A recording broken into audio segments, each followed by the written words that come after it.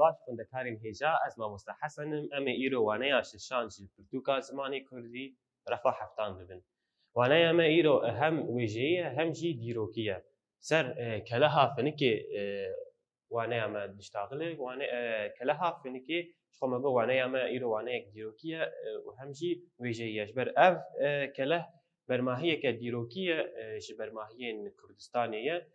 Ew li Bakurê Kurdistanê nêzîkî Cezîra Botan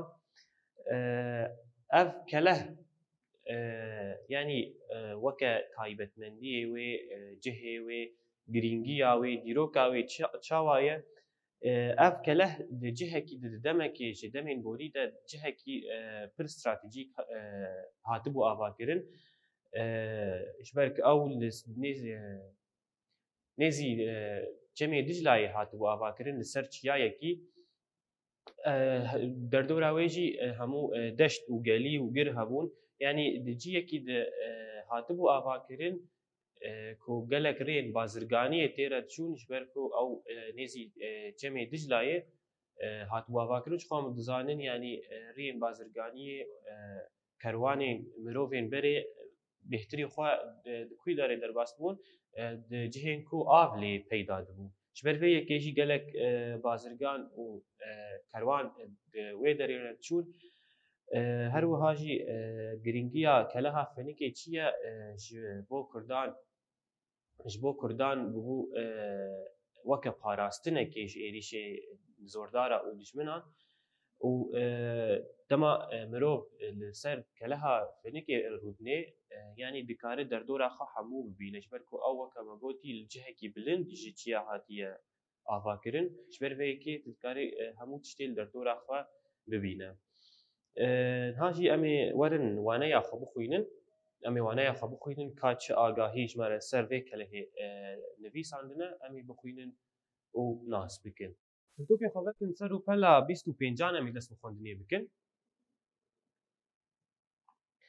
Keleha finikê Keleha finikê bermahiyeke dîrokî ya Kurdistanê ye li pêşiya wê Dicle li pişta wê çiyayên bilind serê xwe bi ser Dicle de xûl dikin. Dengê av, kew, şalûl û bilbilan rengê xwezaya ji darên mêweyan bedewiya keleha finikê zêdetir dikin. Dema mirov ji cihê mem û zînê ji Cezîra Botan di ser pirê re ber bi şirnexê ve dikeve rê digihêje qesrika gelî. Li milê çepê vedgere di nava Dicle û çiyayê dêran re dikeve rê li ber keviya rê bermayên Berqertalê ya ji Kurdan re paytextî kiriye tên dîtin. Ji wir jî dibûre dikeve binê dêran dema mirov di ser xwe re li dêran dinêre di rewşa wê de mirov dikare qirkirina xristiyaniyan bibîne. Lêrêwîtî berdewam dike. Piştî çend xulekan dikeve nava Dehlan ji nava Dehlan derdikeve ser keleha finikê. Dema mirov li ser kelehê rûdinê li jora xwe li cihê Egîdan gabarê temaşe dike li jêr Dicle wêneyê feqê Teyran dema helbesta xwe ya bi navê hey av û av dibêje tê ber çavê mirovan. Li Rexekî cihê lêdana mencenîqan li ser tehta şayîk berxwedaniya vê kelehê radixe ber çavan. Li hemberî mirov dîtina xendekê êrişên neyaran ên li ser vê keleha pîroz rave dike, li ser Dicle hatina kelekan jî rengekî bazirganiya kevnar ji mirov re şîrove dike. Li milê rastê li ser serê binerdê zilamekî rûniştî payîzoka bi navê Seydiko dibêje payîzoka wî wêneyê Melayê Cezîrî dema helbesta xwe ya li ser vê kelehê gotiye ya bi navê ey mele namê te ye xemsa eşer tîne bîra mirov. Dema mirov li nava kelehê digere li bermahiyên wê temaşe dike dikare baş awayê birêveberina Kurdan tê bikêje. في ئاوایی خوندەکارین هێژا خوندناوانەیەژی داوی دیکن مەدی چاوە ینی بهتری خوا وانە لەسەر ئاوایê avakirina yan jî awayê kelehê diyar dike bêhtirî xwe girîngiya wê di demên borî de diyar dike çawa ji Kurdan re parastin kiriye ji bo êrîşan her wiha jî gelek bûyerên wêjeyî li ser hatine çêkirin wekî mînak dema behsa feqê Teyran dikin behsa Melayê Cizîrî dikin çawa li ber vê kelehan helbest gotine yani ev jî hemû dibe weke çawa weke nîşaneyekê ji bo awayê birêvebirina Kurdan di demê borî de dema ku ev keleh hat avakirin yanî ew jî dibe çawa weke nîşaneyeke dîrokî ji bo jiyan yan jî birêvebirina Kurdan di wan dema de. Niha jî em ê werin ser wateyên peyvan hin peyvên nû me re derbas bûn em ê wateyê wan şîrove bikin. Peyva yekem me re derbas bû xûl ji xwe ew jî wateya dema dibêjî serê xwe bi ser Dicleyê ve xûl dike tê wateya tewandinê. Tê wateya tewandinê. Xûl wateya wê tewandin. Dehl ji xwe ew jî li gorî em bêjin mînak li gorî erdnîgariyê dehl tê wateya cihê ku dar û av lê peyda dibin. Cihê ku dar û av lê peyda dibin. Yan jî em bêjin cihê dar û av.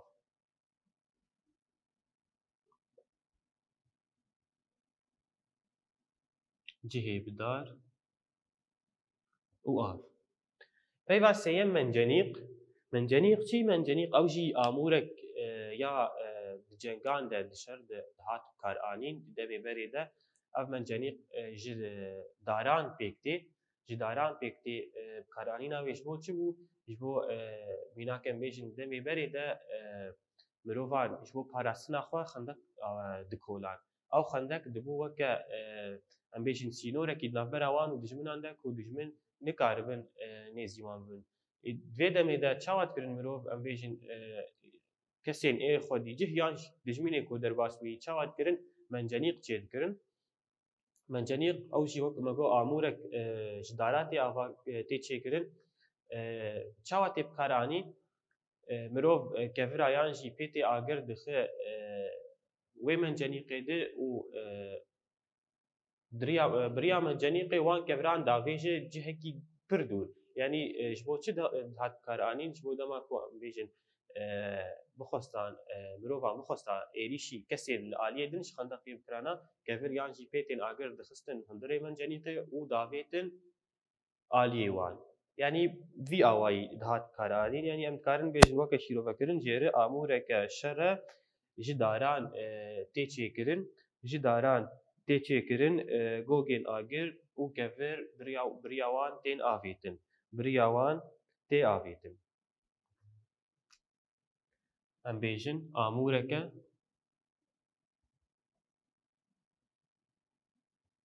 şer e ji daran dihat çêkirin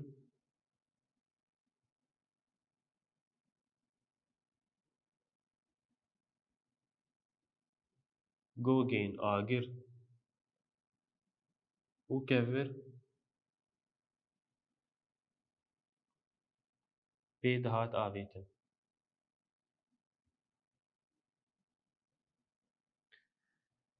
Peyva me ya çarem jî peyva me ya çarem dibêje çi kelek kelek ew jî çawa amûrek ew jî amûrekê ji amûrên ku li em bêjin li herêmên Kurdan hatibû afirandin çawa ye ew amûr ji eyarê ê dewaran yan jî sewalan pêk tê ew amûr bêhtirî xwe li ser çeman ji bo avê dihat bikaranîn. Ji bo avê dihat bikaranîn. Yani em karin bêjin amûreke ku ji yar û daran pêk tê li ser avê tê bikaranîn.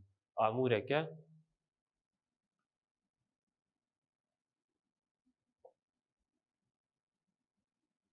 ji yar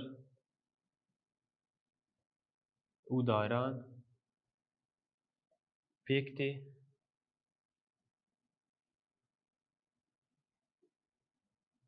لەسەر ئاوێ تێ بکارانین.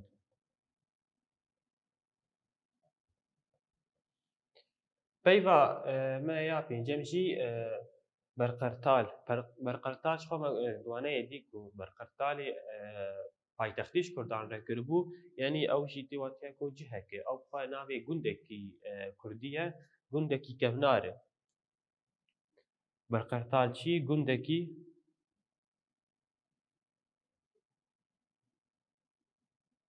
kevnar ê Kurdistanê ye.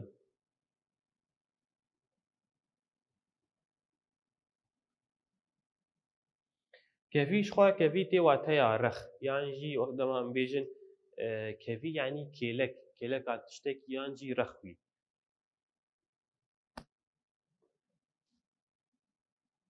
Rex yan jî kêlek. Ev ji bo wateyê peyva em dikarin vê şîroveyê binivîsin. Niha jî em ê werin ser ramana bingehîn, em werin ser ramana bingehîn. Ramana bingehîn ji xwe ji waneyê çi di xêza dawî di waneyê de em dikarin derxin. Me got nivîskar ser keleha finikê diaxive, lê bêhtirî xwe di riya vê kelehê çi diyar dike ji me re? Awayê birêvebirina Kurdan. Awayê birêvebirina Kurdan di demên borî de. Yanî ew bêhtirî xwe ji me vê xalê diyar dike. Ji ber vê yekê em dikarin yanî wê jî wek ramaneke bingehîn binivîsin. Em binivîsin ramana xwe ya bingehîn, nivîskar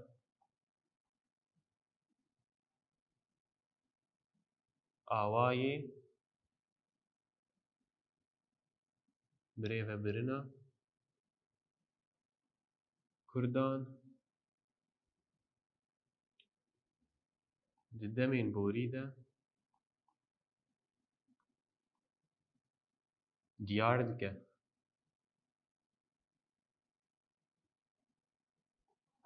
Diyar dike. Niha jî em ê werin ser pirsên waneyê. Hin pirs me re derbas bûn em ê bersivê wan binivîsin. Pirsa yekem dibêje çima nivîskar dibêje melayê cizîrî tê bîra min. Çima nivîskar dibêje melayê cizîrî tê bîra min. Ji ber ku wek me dît nivîskar dibê dema yanî li ser kelehê rûdinê dema li xwarê dinêrî yan jî li binerdê dinêrî çi pêşiya wî bû? Danî dibêje di waneyê de dibêje zilamekî rûniştî payîzoka bi navê Seydiko dibêje payîzoka wî wêneyê melayê cizîrî diyar dike. Yanî ji ber vê yekê dibêje melayê cizîrî tê bîra min. Em bêjin weke pirs, weke bersiva pirsa yekem ji ber ku zilamekî dibîne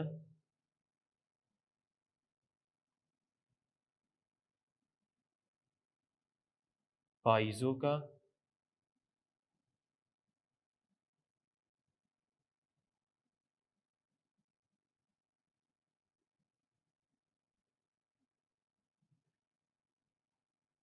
payîzoka bi navê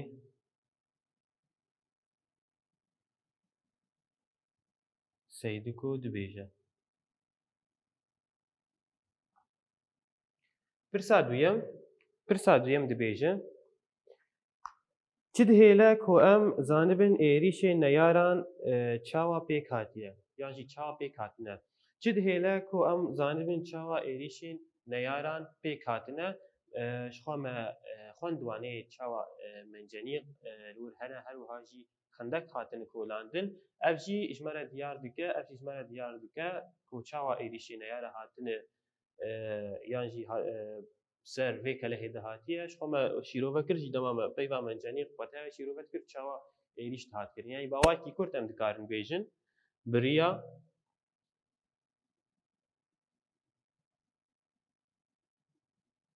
mencenîq û xendekan. Em biriya mencenîq û xendekan awayê êrîşan nas dikin. Pirsa dawî jî çi dibêje? Hatina kelekan هەستێکی چاوا بە مرۆڤ را چێ دکە هەستێکی چاوا مرۆڤ را چێ دکە خویا کرد خۆختا دەما متوانەیە خوند بێژە دەما مرۆڤان کەلەکات بینێ ئاوای بازرگانیە تێ بەرچاوی ئاوای بازرگانیە دەما بۆ کەروان لە کێلەکە جەمێ دجلایە دچوون یعنی ئەو ئاوا یانجی ئەو وێنە تێ بەرچاوی مرۆڤ یعنی ئەم وێژت کارن وەکە بەرسڤێ بنویسن وێنەیە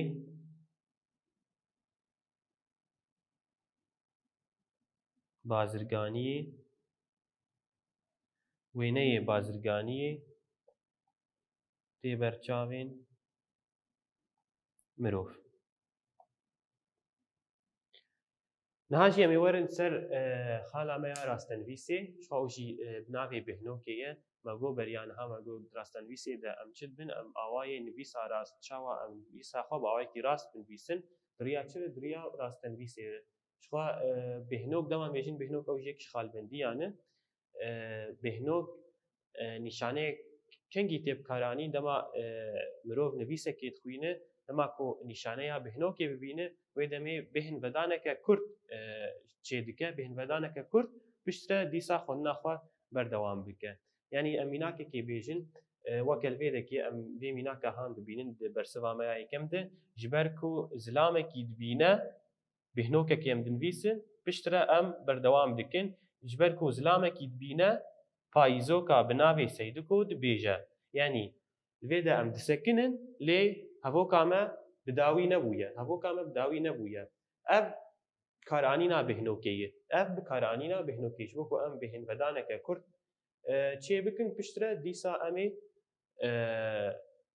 xwendina hevoka xwe yan jî nivîsa xwe bi dawî bikin yanî weke pênase em dikarin vî awayî jê re binivîsin ew nîşaneya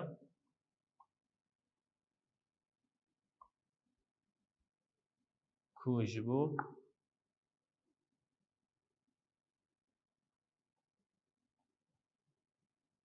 bêhinvedaneke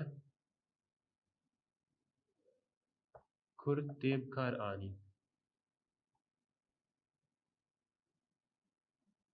ew nîşaneya ku ji bo bêhinvedaneke Kurd tê bikar anîn ev bêhnok e niha jî em ê werin ser xala cûr û awa cûr û awa ew jî bi navê geryanameyê ye em zanin her dem xalê cûr û awa de em cûreyê nivîsê dibin cûreyê nivîsên wêjeyî mego gelek cûreyê wê hene her roj yan jî her wane em cûreyekê ji van cûreya dibin cûreya me ya îro jî bi navê geryanameyê ye geryaname çi geryaname ew nivîsa ku dema nivîskar çi tê de tîne ziman dema ku ev nivîskar li cihekî digere ev nivîskar li cihekî digere bûyerê ku pê re çê dibe agahiyê ku pê re çê dibe li ber çavê wî çê dibe ji me re radigihîne yanî nû em bêjin li cihekî geriya ye li cihekî geriya ye ji vê jî navê geryanameyê hatiye ji ber ku nivîskar bi xwe li wî cihî geriya ye ne ev axaftin yan jî ev agahî ev bûyer ji devê kesekî din girtine na ev tiştê yan jî agahî yan jî bûyerê gotîne ziman bi wî re çêbûye dema li wî cihî geriya ye ji ber vê yekê em jê re dibêjin geryaname niha jî em ê pênaseya wê binivîsin dibêje ew cûre nivîsa ku nivîskar tê de dîtin agahî û pêhesînên xwe yên li ser cihekî ku lê geriya ye radigihîne em ê binivîsin ew cûre nivîsa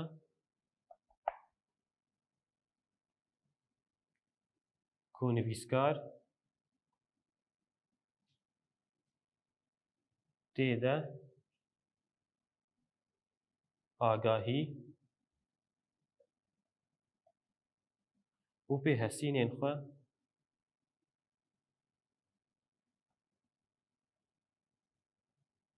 yên li ser cihekî ku lê geriya ye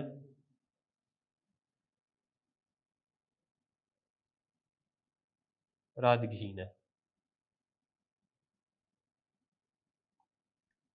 ev ji me re dibe geryaname vî awayî em digihêjin dawiya waneya xwe xwendekarên hêja spas ji bo temaşekirinê bimînin di keyf û xweşiyê de Thank you.